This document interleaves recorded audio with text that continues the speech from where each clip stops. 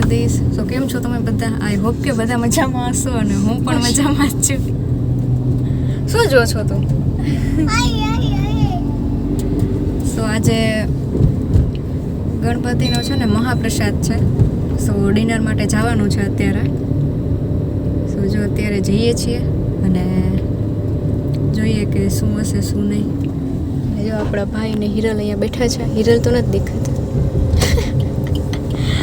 ચલો મળીએ હવે ત્યાં જઈને.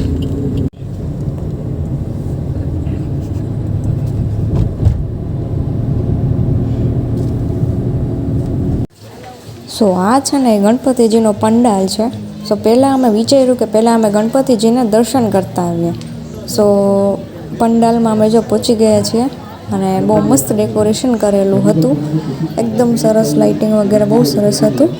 સો અંદર પણ ડેકોરેશન બહુ જોરદાર હતું અને ગણપતિજી તો બહુ સરસ હતા.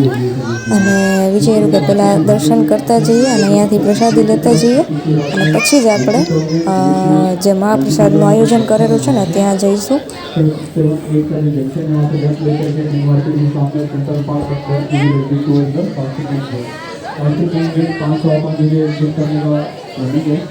और जो भी भक्तजन करना चाहते हैं तो कृपया भक्तजनों के पास में वहाँ से अपना पर्सनल साधन नहीं है, उन लोगों के लिए ट्रांसपोर्ट से बस का अरेंजमेंट किया गया है. तो अपने एम्प्लॉई और आरटी रेसिडेंट के ID कार्ड अपने साथ जरूर कैरी करें. बस के अंदर बैठ सकते हैं, वहाँ पे जाके बापा का विसर्जन का आनंद ले सकते हैं. वापस आने के लिए अपने ID कार्ड दिखा सकते हैं. તો ફાઇનલી અમે પહોંચી ગયા છીએ ગણેશજીના મહાપ્રસાદનું જે આયોજન રાખેલું છે ને તે લોકેશન ઉપર. અને તો ચલો હવે આપણે જઈએ અંદર અને જોઈએ કે શું છે શું નહીં, બધું કેવું છે ડેકોરેશન કરેલું. તો સૌ ચલો જઈએ અંદર.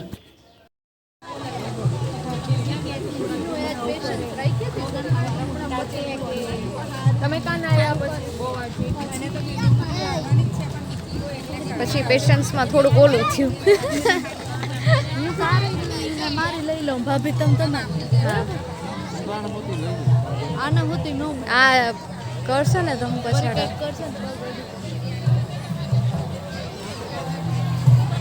આઈ કરે પાછું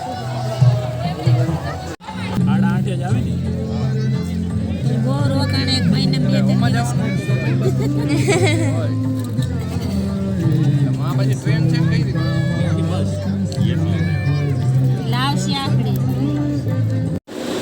સો અમે જમી કરીને ઘરે પાછા આવી ગયા છીએ અને ચેન્જ વેન્જ બધું કરી લીધું છે. યથાર્થ ત્યાં ન જમ્યું, પછી અહીંયા આવીને યથાર્થ માટે મને થેપલા બનાવ્યા હતા. સો એને એ ખાધું અને હવે એ અમારો બ્લોગ જોઈ છે ને શાંતિથી બેઠો છે.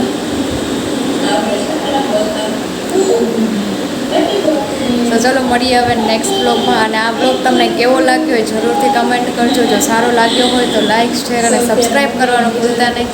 તો ચલો મળીએ હવે નેક્સ્ટ બ્લોગમાં. ત્યાં સુધી જય દ્વારકાધીશ.